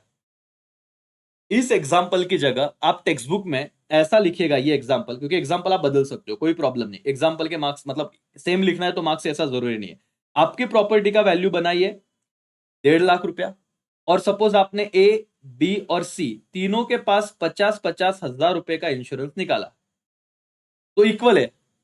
और आपके कंपनी का एक्चुअल मतलब आपका इंश्योर्ड का एक्चुअल लॉस 30,000 हुआ, तो हर कंपनी, क्योंकि 50,000 के 3 इक्वल हिस्से हुए थे, 1.5 लाख के 3 इक्वल हिस्से हुए थे, 1.5 लाख के 50-50-50। जब कोई व्यक्ति 2 या उससे ज्यादा कंपनी से कॉन्ट्रैक्ट करता है, उसे क्या कहते हैं बेटा? कॉन्ट्रीब्यूशन। कॉन्ट्रीब्यूशन समझा रहा हूं मैं, सुन, ये एग्जांपल लिखा तो भी चलेगा। तो 30,000 का लॉस हुआ, तो हर कंपनी कितना देंगे भाई? 10-10 हजार दे देंगे। ये क्यों कर रहा है? 3/4, और इसमें टेंशन ले रहे बच्चे, पहले अकाउंट में लग जाते सर वो 2/5 आणि 3/5, और फिर बोलते जाऊ दे, कळलं नहीं। अब देख, प्रिंसिपल ऑफ कॉन्ट्रीब्यूशन समझा के एक बार रीड कर ले भाई। This principle applicable to all contract of indemnity, ये तो लाइन जनरल आ रहा है। ठीक है, out of more than one policy of same risk और subject matter, under this principle insured can claim compensation only to extent of actual loss either from one insurer और all insurance. देखो बेटा, इसमें कंफ्यूज मत होना, इसमें confusion मत होना, इसलिए मैं बोलता हूं यही पढ़ो। मैंने आपको कहा ना कि 30,000 बंदा तो किसी एक कंपनी से भी मांग सकता है, लेकिन वो एक कंपनी दूसरों से ले लेंगे, इसलिए वो लैंग्वेज था। वो एक से मांगेगा या सबसे मांगेगा, उसको 30,000 मिलने चाहिए, वो कंपनी अपने आप में कॉन्ट्रीब्यूट कर लेंगी। खत्म। That is principle of contribution. इतना करो। टेक्स्ट बुक भी पढ़ना, आपके पास तो टेक्स्ट बुक खुद ही चार्ट का पीडीएफ मैंने दिया, प्रिंट आउट निकाल लो, A3 में निकालना। ठीक है, जो नासिक में हम लोग ये प्लान कर रहे हैं कि बल्क में उसका कम प्राइस लगे, तो अपने सेंटर पे आके आप जो एग्जैक्ट हमने डिस्काउंटेड प्राइस लिया है, तुमको शायद ज्यादा खर्चा लगेगा, तो हम उसको कम प्राइस में अपने बीवाई के कॉलेज के पास ही सेंटर है, वहां पे रखेंगे, और तुम वहां पे आके जो भी एक्चुअल कॉस्ट है रिड्यूस वाला, वो देके लेके जाना पे। ठीक है, क्योंकि हम बल्क में निकालेंगे तो हमको खर्चा कम लगेगा। अभी वो प्लान चल रहा है, हम कुरियर नहीं कर सकते ऑल ओवर महाराष्ट्र, लेकिन जो नासिक के बच्चे वो आके लेके जा सकते हैं। ओके सर, दोस्तों, भाई और बहनों, तो कंट्रीब्यूशन खत्म। कंट्रीब्यूशन में याद रखना कि आप लोग एक से ज्यादा कंपनी के बाद सेम प्रॉपर्टी का इंश्योरेंस निकलवाते हो, और जब लॉस होता है तो दोनों कंपनी कंट्रीब्यूट करेंगे। इतना लिखा तो भी कंट्रीब्यूशन डन, मार्क्स मिल जाएंगे। Okay, now now mitigation of loss. Mitigation of loss क्या है sir? Insured must take steps to minimise the loss in case of damage of fire. मैं ऐसा कहता हूं बेटा, थंडीचे दिवस चालू होते, तुमच्या घराला आग लागली आणि तुम्हाला माहिती की 2 करोडचा इन्शुरन्स आहे, जाऊ द्या, आग लागू द्या, लागली तर असते 10 वर्ष झाले, कलर वलर उडाला होता, शेकोटी करून घेऊ आपण, जळू द्या, आपल्याला 2 करोडचा क्लेम आहे, पैसे भेटून जातील, नवीन घर बांधू, ऐसे करने का नहीं। Insured must take minimise the loss. ठीक है ना, in case of damage of क्या बेटा? फायर हो या थेफ्ट हो, आपने यही प्रयास करना है कि वो लॉस कैसे कम से कम हो। ऐसे नहीं रहना है कि इंश्योरेंस आया तो मज्जा ही मज्जा, नहीं नहीं, बस इसी को मिटिगेशन ऑफ लॉस बोलते हैं। मिटिगेशन का मतलब होता है कैसे आप उसका इंपैक्ट कम से कम करो। फायर ब्रिगेड को फोन करो, है ना, जल्दी से जल्दी कुछ ऐसे एक्टिविटी करो कि आपका लॉस कम हो। ठीक है, example, Jayant must attempt to save the house from fire, not just watch to burn. आप बोलोगे सर काही पण एक्झाम्पल सांगता, तुमच्या टेक्स्टबुक मध्येच लिहिलंय। That is mitigation of loss. क्या बेटा? Mitigation of loss. ओके, और चलो ये एक बार पढ़ लो, यहाँ पे टेक्स्ट बुक में सेम है, क्योंकि ऐसा ना हो कि सर तुम्हें तुम तो सांगून दिलं, सेम है। मिनिमाइज द लॉस, लेकिन यही लिखो यार, अब बार बार क्या बताना। ठीक है, insured must take steps, necessary steps to minimise the loss in case of damage of और थेफ्ट। ठीक है, एग्जांपल इसका लिखना, सेम एग्जांपल टेक्स्ट बुक में। और लास्ट, कॉजा प्रॉक्सिमा, ये बहुत बच्चों को लिखने में दिक्कत आता है। लास्ट पॉइंट बेटा आज के दिन का। ठीक है, तो दोस्तों, when loss is cause by multiple factor, बेटा यही पॉइंट है तेरे लिखने का और मार्क्स मिलाने का। कॉजा प्रॉक्सिमा सर लिखता है, इतने आठवत नहीं, महत्वाचा पॉइंट कि जब तेरा लॉस हो रहा है किस रीजन की वजह से, एक, दो, मतलब या एक या एक से ज्यादा, मल्टीपल कॉज, मल्टीपल कारण है सर, एक कारण नहीं, लॉस होने के मल्टीपल फैक्टर्स है। The proximate cause is consider for compensation. Proximate का मतलब होता है नियरेस्ट। जो आपको लगता है कि गलती इसकी वजह से, एग्जांपल टेक्स्ट बुक का ही है कि theft and fire both cause damage. एक चोर थे, वो घर में घुसे, चोरी की और आग लगा दी। अब तो डैमेज तो हो गया है, लॉस बाय थेफ्ट भी है, फायर भी है, but only theft cover by the policy. लेकिन पॉलिसी में सिर्फ चोरी का ही पॉलिसी कवर था, आग का नहीं। तो भाई खत्म। नियरेस्ट कॉज क्या, हमको लग रहा है आग की वजह से नुकसान हुआ, हम आपको कवर नहीं देंगे। अब इसमें बहुत बच्चे बहुत डिटेल में घुसते हैं। और नियरेस्ट ये कॉजा प्रॉक्सिमा गया साइड में, बच्चे ना डिबेट करते, सर एग्जांपल ऐसा हुआ तो क्या, चोर ने आग लगाई, कैसे पता चलेगा? भाई पेपर के पहले समझ तो ले कॉजा प्रॉक्सिमा मतलब क्या। मेन पॉइंट लिख, when loss cause by multiple factors. अगर तुम्हारे घर में कुछ नुकसान हुआ, उसका रीजन एक नहीं था, बहुत सारे थे, ठीक है? तो प्रोक्सिमेट मतलब जो नियरेस्ट कॉज है उससे कंसिडरेशन किया जाएगा कंपेंसेशन के लिए। और आप ये वाला पॉइंट लिख सकते हो, थेफ्ट वाला। ये देखिए यहां पे आपको कॉजा प्रोक्सिमा में सेम दिया हुआ है कि आग लग जाती है, थेफ्ट होता है ना। House was insured against the risk of theft. जो घर था वो आपका इंश्योर्ड था, लेकिन किसके अगेंस्ट इंश्योर्ड था? सिर्फ चोरी के against. There was theft in house and before leaving house was set on fire by जो भी चोर है। चोरी करने के बाद वो आग लगा देते हैं। Now there are two causes of loss, theft and fire. तो अब चोरी के आग नुकसान होने के दो रीजन हुए, एक तो चोरी और एक आग। The nearest cause of loss was fire. लेकिन कंपनी ने पकड़ा कि चोरी से ज्यादा नुकसान किसकी वजह से हुआ है? आग लगने की वजह से। As house was insured against theft and not by fire, the insured will not get any compensation from insurance company for the loss by fire, but will get the compensation from property loss by theft. तो मेरे भाई और बहनों, आप समझिए कि कॉजा Proxima मतलब हम लोग क्या देखते हैं। कॉजा प्रॉक्सिमा का मतलब हम देखते हैं कि नियरेस्ट कॉज क्या है, मेन रीजन क्या है लॉस का। तो ये तो हम 10 बार पढ़ रहे थे, बट समझ में नहीं आ रहा था। यहां पे आके बस इतना समझो। क्या समझना है बेटा कॉजा प्रॉक्सिमा में, कि जब तुम्हारा लॉस जो होता है ना, लॉस वो मल्टीपल रीजंस की वजह से होता है, मल्टीपल फैक्टर की वजह से। लॉस क्या हो रहा है? मल्टीपल फैक्टर्स की वजह से। द अप्रोक्सीमेट कॉज तुम कंसिडर करते हो और फिर अपना टेक्स्ट बुक वाला लिख देना, ठीक है? अब इसका मेमोरी टेक्निक में आपको बताता हूं। ये प्रिंसिपल वाला सवाल मेरा दिल बोल रहा है सर अगर आएगा तो आपको इस बार शायद 4-5 मार्क्स के लिए किधर ना किधर दिखेगा, नहीं तो ऑब्जेक्टिव्स में दिखेगा, लेकिन दिखेगा जरूर। क्या सर? Principle of insurance. देखो अब अपना एक लेवल हो गया, जो बच्चे मेरे साथ थे ना उनका। इसका मेमोरी टेक्निक ये है, म्यूजिक, ठीक है? म्यूजिक है करके 7 पॉइंट बनाने, ये तो 5 ही हुए सर, ठीक है? आई स्क्वेयर है और शायद से यूबी स्क्वेयर है, ठीक है? ऐसे कुछ तो है। हाँ, अब एम से क्या था बेटा? एम से तुम्हारा है mitigation of loss. Mitigation of loss. Mitigation of loss का मतलब क्या, कि भले तुमने इंश्योरेंस निकाला है लेकिन आइडल मत बैठो, पैसिव मत बैठना, एक्टिवली कुछ काम करो और लॉस को मिनिमाइज करने की कोशिश करो, है ना? एग्जांपल लिख देना कि घर का इंश्योरेंस निकाला था, आग लग गई, तो कुछ वहां पे एक्टिविटी करो और उसे कम से कम करो। फिर यू से क्या था? Utmost good faith. Utmost good faith में क्या बताना है, कि दोनों पार्टी ने सारी information clearly, correctly, completely disclose करनी है। अगर नहीं की तो क्या हो जाएगा? डिनाई हो जाएगा क्लेम। शांतनु का एग्जांपल देना, हार्ट सर्जरी वाला। एक यू और है, पहले एस पे जाते। एस से था सब्रोगेशन।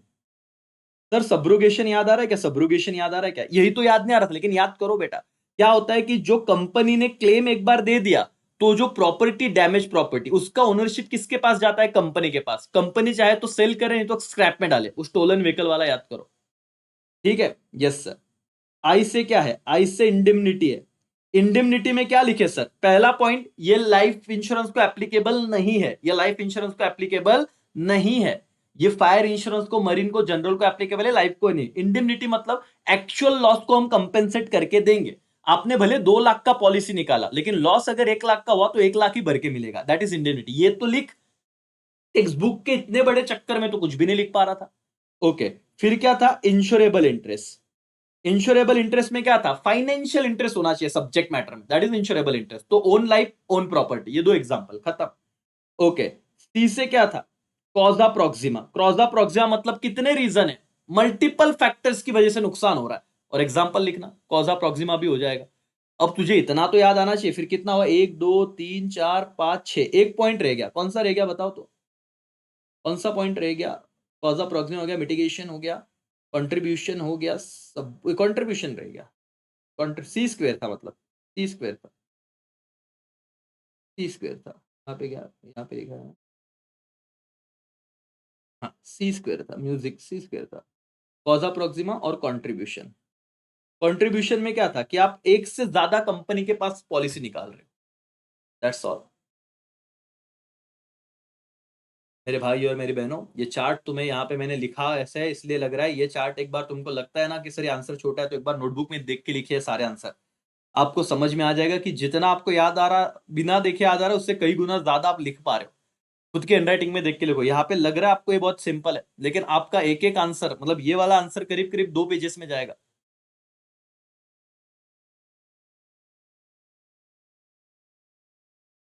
तर आज हिंदी आणि मराठी जस्ट ढोकला विथ पुरणपोळी. હા ભાऊ મરાઠી પણ હતી, મને ગુજરાતી પણ આવે છે, હે ને? તો તમારી સાથે ગુજરાતીમાં પણ વાત કરી શકું છું. તો તમે કહો ગુજરાતીમાં બોલું, મારવાડીમાં બોલું, મારવાડી પણ આવે, मराठी पण येते,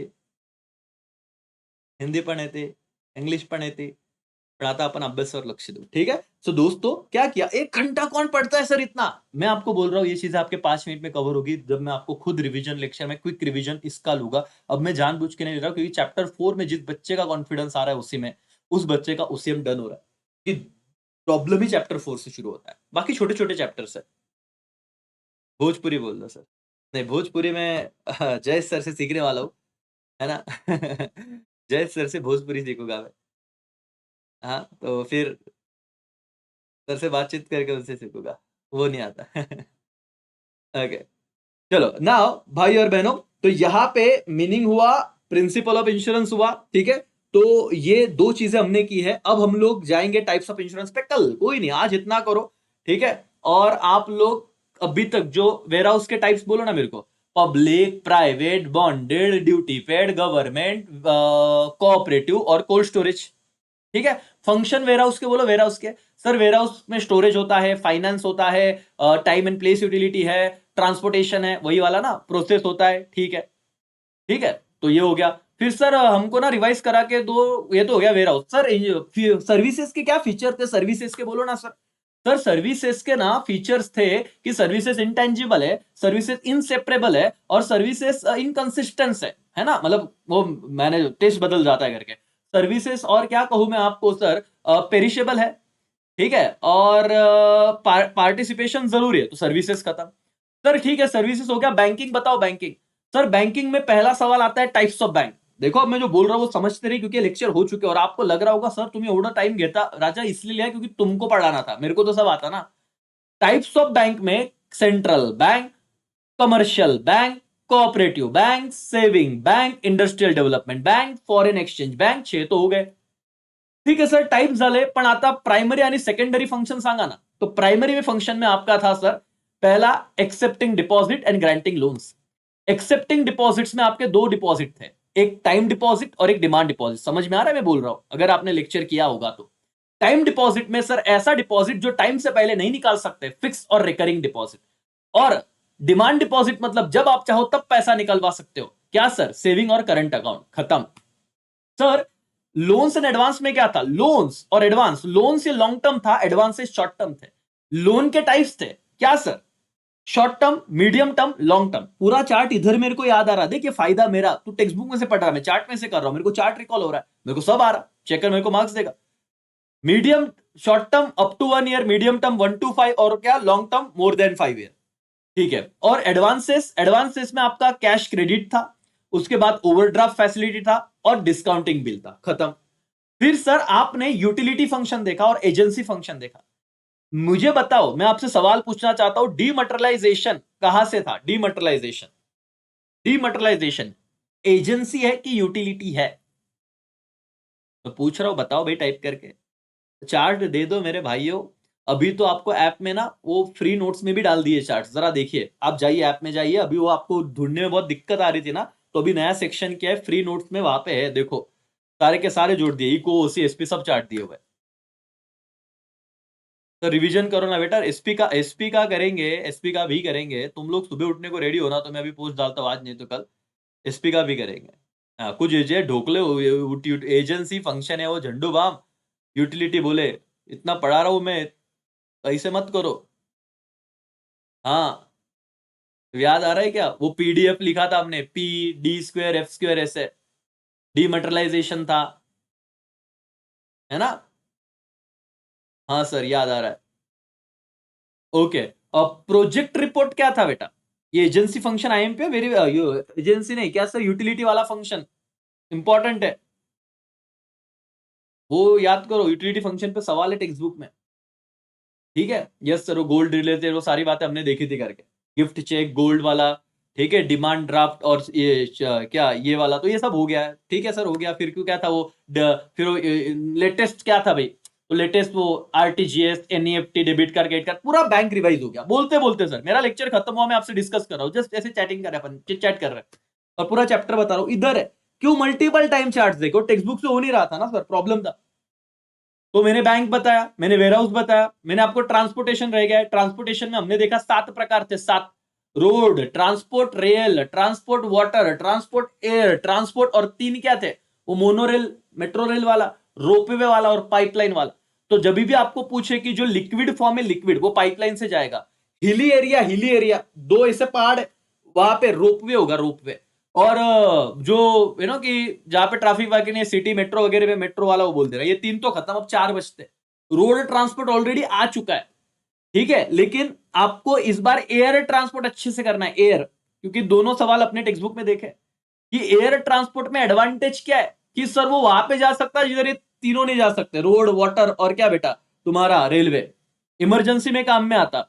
उसके बाद आपका नेचुरल वो रास्ते बनाने ही पड़ते, रोड में कैसे कंस्ट्रक्शन करना पड़ रहा, रेलवे बनानी पड़ रही, उसमें डायरेक्ट एयर ही है, प्रॉपर किधर भी जाओ भाई, ठीक है, स्पीड में हो जाता। ये डिसएडवांटेज क्या है? यही डिसएडवांटेज है कि वेदर कंडीशन, ठीक है। डिसएडवांटेजेस है कि कॉस्टली रनवे बनाने पड़ते, तो डबल चीज थी। आप करो अब इसमें कितना, लेकिन ट्रांसपोर्टेशन इजी था। और आज हमने इंश्योरेंस में सिर्फ 2 पॉइंट किए।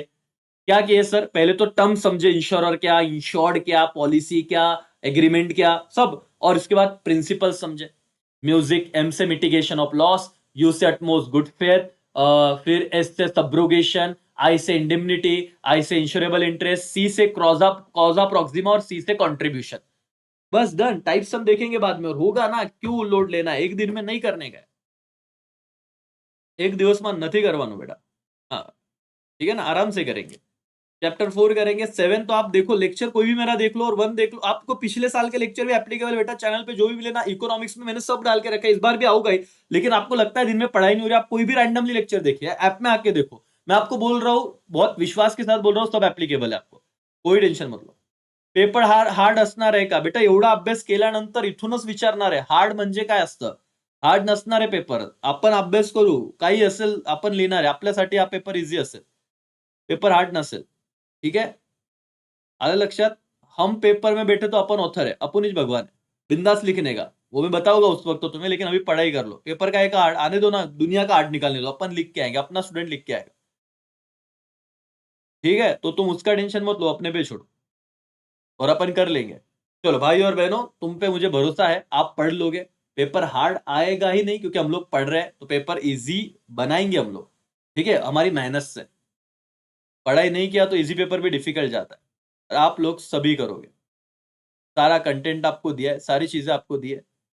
और चलो, तो शुक्रिया, आप सब जुड़े, दिल से आभार व्यक्त करता हूं, और इसी के साथ हम रुकते हैं। 200 लाइक्स के लिए भी धन्यवाद, आपने इतना प्यार दिखाया। और सुबह 6 बजे का सेशन, सुबह जल्दी उठाने का जो मेरा, जो बच्चे टारगेट एक्सेप्ट करने वाले हैं, जो सुबह उठते हैं, तो मे बी इकोनॉमिक्स या एसपी या उसे जो भी है, मुझे 2 घंटे अगर पढ़ाना है, तो मैं ऐसे ही लर्निंग का आपको करवा सकता हूँ। मैं आपको अपने व्हाट्सएप चैनल पे या फिर टेलीग्राम पे, व्हाट्सएप चैनल, टेलीग्राम और ऐप में नोटिफिकेशन के द्वारा बता दूंगा कि कल से सुबह उठना है या परसों से उठना है, क्योंकि मुझे थोड़ा टाइम दो, ठीक है? लेकिन मैं अभी आपका मॉर्निंग में पढ़ाई शुरू कराऊंगा, तो टारगेट एक्सेप्ट करो 6 AM का, 5 बजे नहीं उठाऊंगा यार, 6 से 9, 10, एक 3 घंटे का स्लॉट कर लेंगे। मैं तुम्हें टारगेट दूंगा, वो कंप्लीट करना, और हो जाता है 10 दिन में पढ़ते अपन 90 प्लस जा सकते हैं, ठीक है? चलो, thank you so much, bye bye, take care, जय हिंद, जय भारत।